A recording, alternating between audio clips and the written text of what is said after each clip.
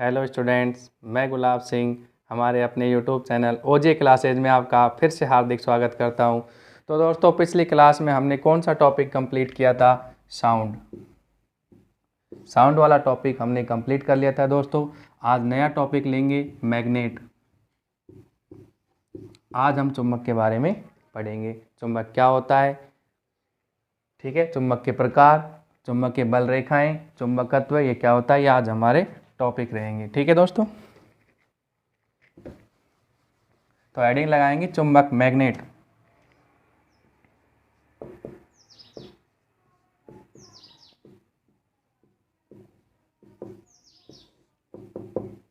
चुंबक क्या होता है दोस्तों? वह पदार्थ जो कि लोहा, कोबाल्ट और निकेल जैसी धातुओं को अपनी ओर क्या करता है, आकर्षित करता है, वो क्या कहलाता है? चुंबक कहलाता है। ठीक है दोस्तों, तो मैंने क्या बताया, वह पदार्थ जो लोहा, कोबाल्ट और निकेल जैसी धातुओं को अपनी ओर क्या करे, आकर्षित, क्या कहलाता है? चुंबक कहलाता है।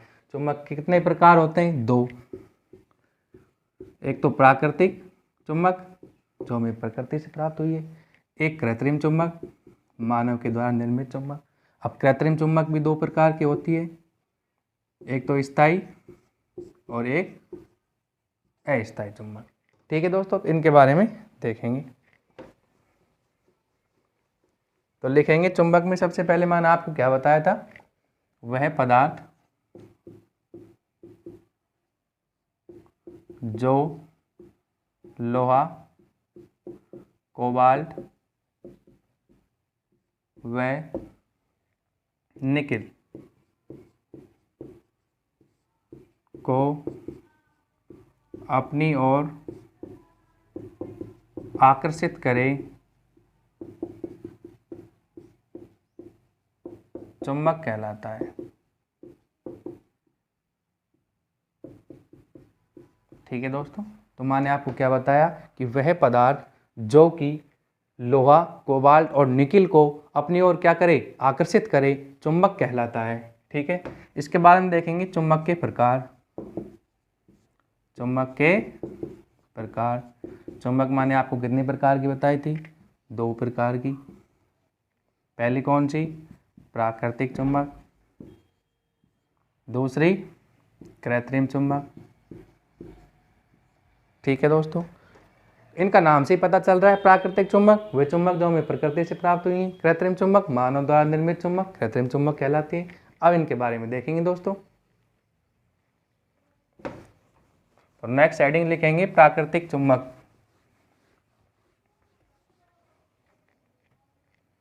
सबसे पहले क्या लिखेंगे? प्राकृतिक चुंबक। नाम से जान रहे हैं, ऐसी चुंबक जो हमें प्राकृतिक रूप से प्राप्त हुई हो, कौन सी चुंबक कहलाती है? प्राकृतिक चुंबक। लिखेंगे ऐसी चुंबक जो हमें प्रकृति से प्राप्त हुई हो,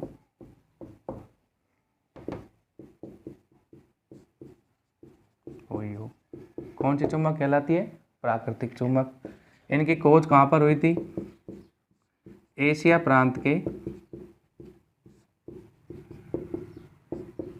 मैग्नीशिया स्थान पर। ठीक है दोस्तों, तो मैंने आपको क्या बताया, जो प्राकृतिक चुंबक है इसकी खोज कहाँ पर हुई थी? एशिया प्रांत के मैग्नीशिया स्थान पर हुई थी। अगर इसके एग्जाम्पल की बात करें तो Fe3O4 ये प्राकृतिक चुंबक का क्या है? उदाहरण है। नेक्स्ट इसमें देखेंगे जो प्राकृतिक चुंबक है ये वर्तमान में उपयोगी नहीं है, वर्तमान में इसका प्रयोग नहीं किया जाता है। तो ये भी आप लिखेंगे, वर्तमान में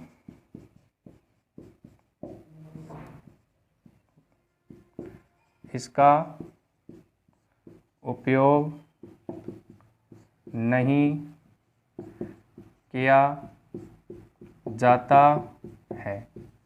तो ये माने आपको प्राकृतिक चुंबक के बारे में बताया। दूसरी माने कौन सी बताई थी? कृत्रिम चुंबक। तो नेक्स्ट हेडिंग कौन सी हो जाएगी? कृत्रिम चुंबक के बारे में लिखें।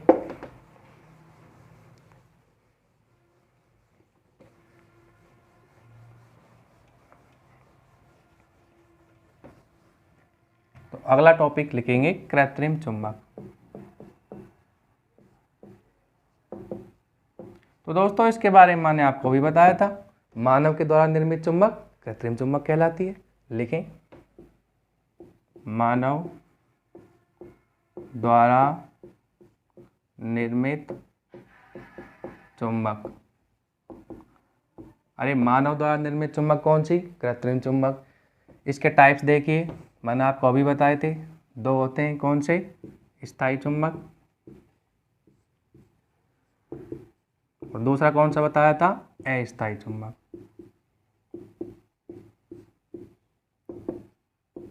ठीक है, तो स्थायी चुंबक के बारे में देखेंगे। स्थायी चुंबक क्या होता है? इस ऐसी चुंबक जिसमें जो चुंबकीय गुण है ये समाप्त नहीं होता है, अर्थात लंबे समय तक रहता है, स्थायी चुंबक कहलाती है। ठीक है, इनमें स्थायी चुंबक में क्या होता है? चुंबकीय गुण लंबे समय तक रहते हैं, लंबे समय तक रहते हैं। ठीक है दोस्तों, इसके बाद में स्थायी चुंबक क्या होता है कि इसमें चुंबकीय गुण लंबे समय तक रह रहे हैं। देखिए स्थायी चुंबक होती है, इनको आसानी से अपन क्या नहीं कर सकते? नष्ट नहीं कर सकते। तो ये भी इसमें लिखेंगे, इनको आसानी से नष्ट नहीं कर सकते, नष्ट नहीं कर सकते। ठीक है दोस्तों, तो स्थायी चुंबक के बारे में मैंने आपको क्या बताया? इनमें चुंबकीय गुण लंबे समय तक रहते हैं, इनको आसानी से नष्ट नहीं कर सकते, इनका दैनिक जीवन में कोई प्रयोग नहीं है। वर्तमान समय में दैनिक जीवन में स्थायी चुंबक का कोई भी यूज नहीं है। तो ये भी लिखेंगे, दैनिक जीवन में क्या लिखेंगे? दैनिक जीवन में इनका उपयोग नहीं है, इनका उपयोग नहीं है। ठीक है दोस्तों, इसके बाद में स्थायी चुंबक किससे बनाई जाती है? इस्पात से। तो ये भी आप लिखेंगे कि स्थायी चुंबक बनाने के लिए किसका प्रयोग किया जाता है? इस्पात का। ये भी आप इसमें लिखेंगे। इसके बाद में देखिए अस्थायी चुंबक के बारे में। ठीक है दोस्तों,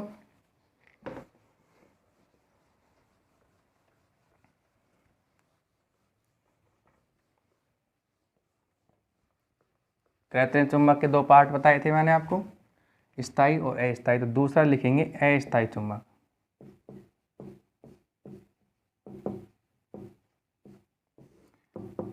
अस्थायी चुंबक क्या होता है? इसमें जब तक आप बल लगाते हैं, बाह्य बल, तब तक तो चुंबकीय गुण रहता है। जैसे ही बाह्य बल को हटाया जाता है, चुंबकीय गुण क्या हो जाता है? समाप्त हो जाता है।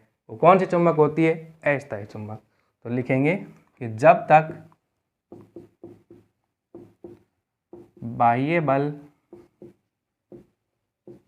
कार्यरत है तब तक चुंबकीय गुण विद्यमान रहता है,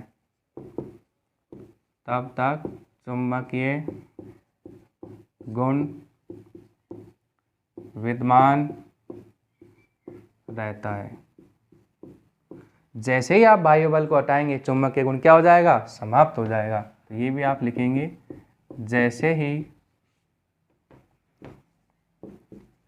बाह्य बल हटाते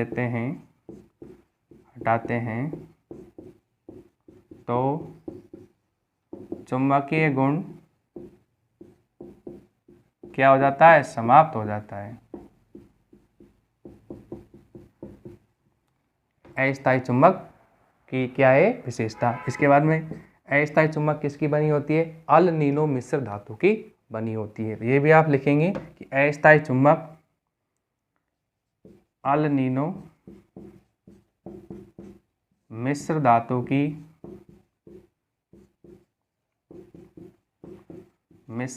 की बनी होती है। अरे अस्थायी चुंबक किसकी बनी होती है? अल नीनो मिश्र धातु की बनी होती है। इसके साथ ही आगे देखेंगे, इनको बनाने में, अस्थायी चुंबक को बनाने में, स्थायी चुंबक को बनाने में किसका प्रयोग लिया था? इस्पात का। इसमें किसका प्रयोग लेंगे? नरम लोहे का प्रयोग लेते हैं। इसको बनाने में नरम लोहे का प्रयोग करते हैं। ठीक है दोस्तों, तो ये मैंने आपको बताया अस्थायी चुंबक के बारे में। आगे देखेंगे और नेक्स्ट हेडिंग डालेंगे चुंबकत्व क्या होता है, उसके बारे में आपको बताते हैं।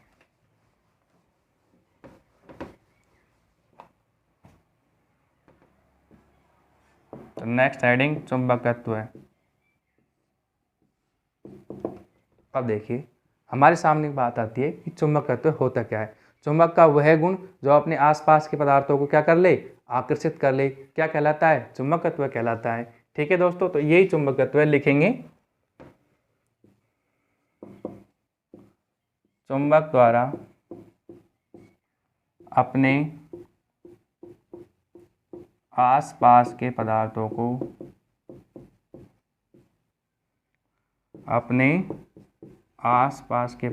को आकर्षित करना।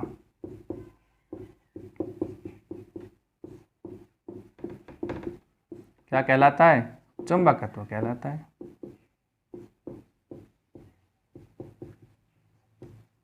ठीक है दोस्तों, चुंबकत्व क्या होता है, चुंबक द्वारा अपने आसपास के पदार्थों को अपनी ओर आकर्षित करना ही क्या कहलाता है, चुंबकत्व कहलाता है। इसके बाद में देखिएगा नेक्स्ट चुंबक के ध्रुव के बारे में बात करते हैं। चुंबक के कितने ध्रुव होते हैं,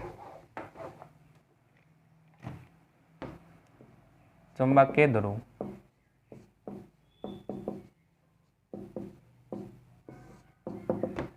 तो देखिए ये अपने पास एक चुंबक है, इसमें दो ध्रुव होते हैं एन और एस, नॉर्थ और साउथ। चुंबक में कितने ध्रुव होते हैं, दो, नॉर्थ और साउथ। ठीक है दोस्तों, तो लिखेंगे चुंबक में दो ध्रुव होते हैं, दो ध्रुव होते हैं, एक तो उत्तरी ध्रुव और दूसरा दक्षिणी ध्रुव।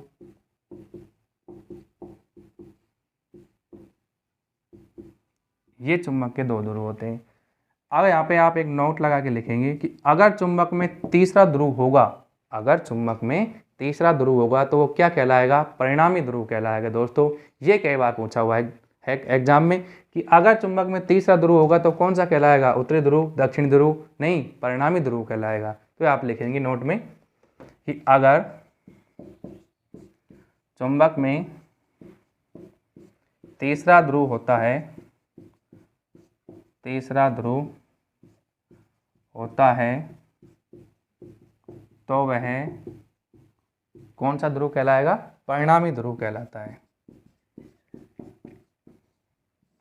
परिणामी ध्रुव कहलाता है। ठीक है दोस्तों, तो मैंने आपको क्या बताया, देखिएगा कि अगर चुंबक में तीसरा ध्रुव विद्यमान होता है तो कौन सा ध्रुव कहलाता है, परिणामी ध्रुव। नॉर्मली बात करें चुंबक में दो ध्रुव होते हैं, नॉर्थ और साउथ। ठीक है दोस्तों, अगर देखा जाए कि कोई भी चुंबक है उसको स्वतंत्रता पूर्वक लटकाते हैं तो उत्तर दक्षिण दिशा में ठहरता है। ठीक है दोस्तों, चुंबक के जो दो ध्रुव होते हैं ये समान हैं, जैसे एस के पास अगर एस ले आएंगे तो क्या होगा, प्रतिकर्षण, और विपरीत ध्रुवों में क्या होता है, आकर्षण। तो ये भी कई बार पूछा हुआ है कि चुंबक के समान ध्रुवों में क्या होता है, प्रतिकर्षण, और असमान ध्रुवों में क्या होता है, आकर्षण। तो ये भी आप नोट लगा के लिखेंगे।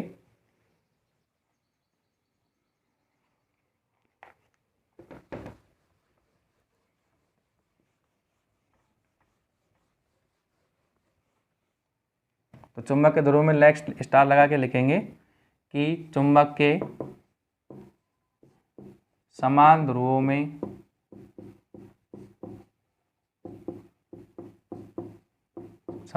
क्या बताया था, प्रतिकर्षण। अरे क्या बताया था, प्रतिकर्षण। ठीक है दोस्तों, जबकि असमान ध्रुवों में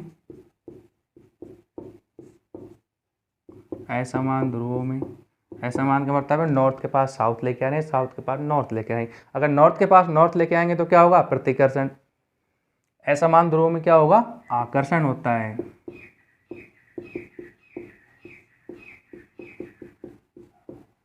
ये बिंदु मैंने आपको बताया था। इसी के साथ एक बिंदु और बताया था मैंने अभी कि यदि चुंबक को स्वतंत्रता पूर्वक लटकाते हैं तो कौन सी दिशा में तैरता है, उत्तर दक्षिण दिशा में तैरता है। तो ये भी आप लिखेंगे कि यदि चुंबक को स्वतंत्रता पूर्वक, लिखेंगे चुंबक को स्वतंत्रता पूर्वक लटकाया जाए तो वह उत्तर दक्षिण दिशा में ठहरता है। तो दोस्तों हमने क्या सीखा कि यदि चुंबक को स्वतंत्रता पूर्वक लटकाते हैं तो यह उत्तर दक्षिण दिशा में ठहरता है। तो इससे आगे देखें, यहाँ तक नोट करें।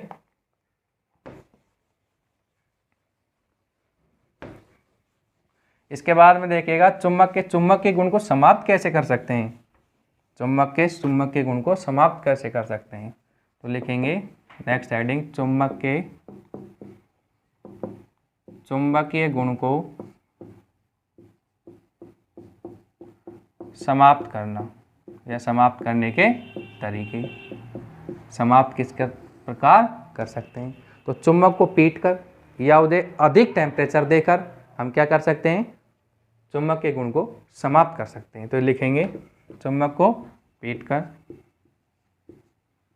या फिर उसे अधिक तापमान देकर या फिर लंबे समय तक चुंबक को कहाँ पर छोड़ दे, खुले में छोड़ दे, तो अभी क्या हो जाएगा, चुंबक के गुण समाप्त हो जाएगा। या फिर लंबे समय तक खुले में छोड़ने पर। ठीक है दोस्तों, इस तरह से हमने जाना चुंबक के गुण को किस प्रकार समाप्त कर सकते हैं। सबसे पहला, चुंबक को पीटकर, चुंबक को अधिक टेम्परेचर देकर, या फिर चुंबक को लंबे समय तक खुले में छोड़ने पर उसमें क्या हो जाएगा, चुंबक के गुण समाप्त हो जाएगा। दोस्तों इससे आगे देखिएगा, इसके आगे हेडिंग लगाएंगे क्यूरी ताप क्या होता है। क्यूरी ताप के बारे में जानेंगे।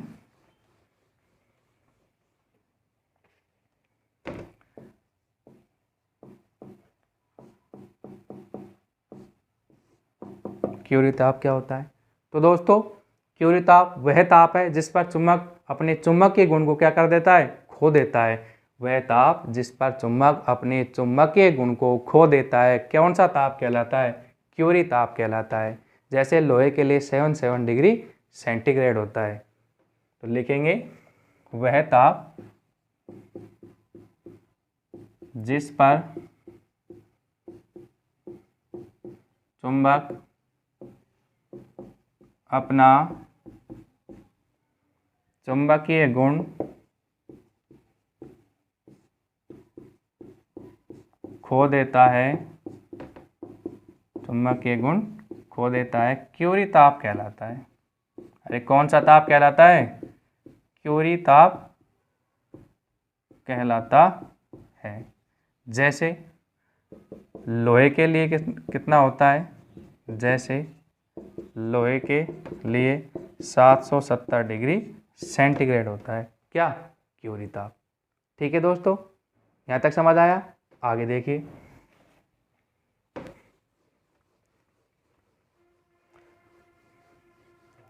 इसके बाद में नेक्स्ट देखेंगे चुंबकीय बल रेखाएं क्या होती हैं, क्या उनके गुणधर्म होते हैं। नई हेडिंग लगाएं, चुंबकीय बल रेखाएं।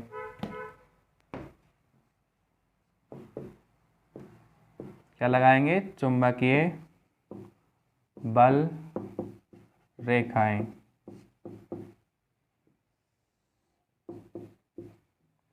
चुंबक में मैंने आपको बताया था दो ध्रुव होते हैं, एन और एस। तो चुंबकीय बल रेखाएं क्या होती हैं, नॉर्थ से निकलती हैं और साउथ की ओर जाती हैं। कहाँ पर, बाहर की ओर। नॉर्थ से निकली, साउथ की ओर आई, नॉर्थ से निकली, साउथ की ओर आई, नॉर्थ से निकली, साउथ की ओर आई।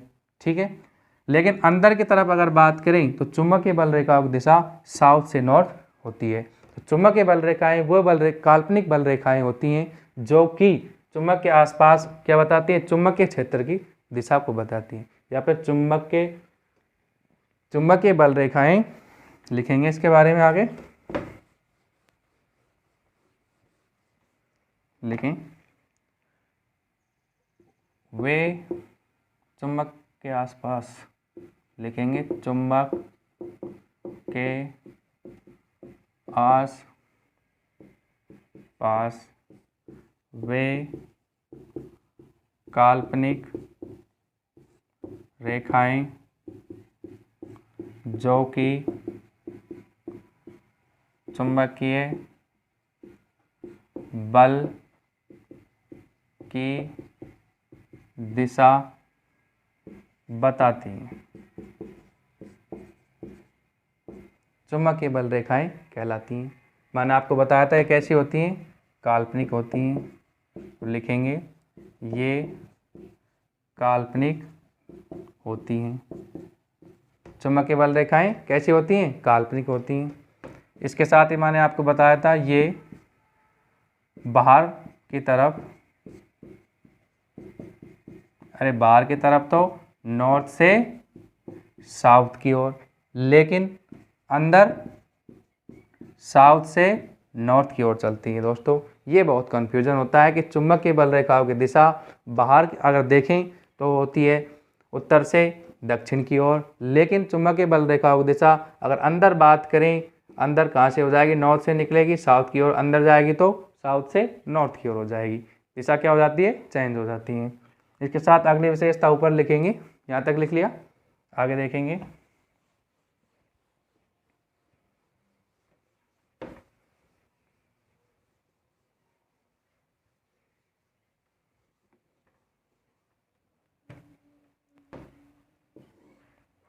चुंबकीय बल रेखाएं बंद वक्र बनाती हैं। कैसा वक्र बनाती हैं, बंद वक्र। तो लिखेंगे ये बंद वक्र बनाती हैं। ठीक है दोस्तों, इसी के साथ अगर इसकी अगली विशेषता देखें चुंबकीय बल रेखाओं की, दो चुंबकीय बल रेखाएं कभी भी एक दूसरे को नहीं काटती हैं। ये आपको हमेशा याद रखना है दोस्तों कि दो चुंबकीय बल रेखाएं कभी भी एक दूसरे को नहीं काटती है, क्योंकि कटाव क्षेत्र पर चुंबकीय क्षेत्र की कितनी दिशाएं प्राप्त होगी, दो, जो कि संभव नहीं है। तो ये लिखेंगे आप कि दो चुंबकीय बल रेखाएं, दो चुंबकीय बल रेखाएं कभी भी एक दूसरे को नहीं काटती हैं, नहीं काटती हैं। क्यों नहीं काटती हैं, क्योंकि कटाव पर चुंबकीय क्षेत्र की दो दिशा प्राप्त होती हैं, दो दिशा प्राप्त होती हैं। चुंबकीय क्षेत्र क्या होता है साहब, चुंबक के आसपास का वह क्षेत्र जहाँ पर चुंबक का क्या किया जा सकता है, अनुभव किया जा सकता है, वो क्या होता है, चुंबकीय क्षेत्र होता है। तो दोस्तों दो चुंबकीय बल रेखाएं कभी भी एक दूसरे को नहीं काटती हैं, क्योंकि कटाव क्षेत्र पर चुंबकीय क्षेत्र की दो दिशाएं प्राप्त होती हैं, जो कि संभव नहीं है। इसी के साथ अगली विशेषता और लिखें, फिर इसके बाद चुंबकीय बल रेखाएं समाप्त हो जाएंगी।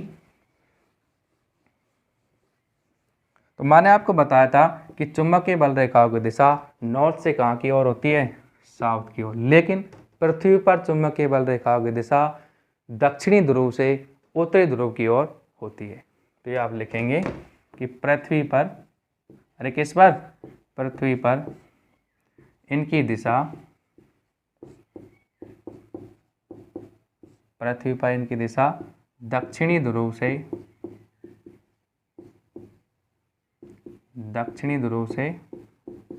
उत्तरी ध्रुव की तरफ, उत्तरी ध्रुव की तरफ होती है। ठीक है दोस्तों, तो मैंने आपको क्या बताया कि पृथ्वी पर इनकी दिशा दक्षिणी ध्रुव से उत्तरी ध्रुव की ओर होती है। ठीक है दोस्तों, तो आज के लिए क्लास को यहीं पे विराम देते हैं। इससे अगली क्लास अपन कर लेंगे, जो कि क्लास नंबर कौन सी होगी, 2। ठीक है दोस्तों, अच्छे से आप पढ़ाई करिए, पूरी क्लास आपकी चली रही है। मैथ अंकित सर पढ़ा रहे हैं, साइंस चल रही है, जल्दी आपकी रीजनिंग की क्लास चालू होगी। तो दोस्तों आपको क्या करना है, हमारी वीडियो को लाइक करें, शेयर करें, सब्सक्राइब करें और हमारे यूट्यूब चैनल OJ क्लासेज को सब्सक्राइब करें। ठीक है दोस्तों, ओके, जय हिंद, जय भारत।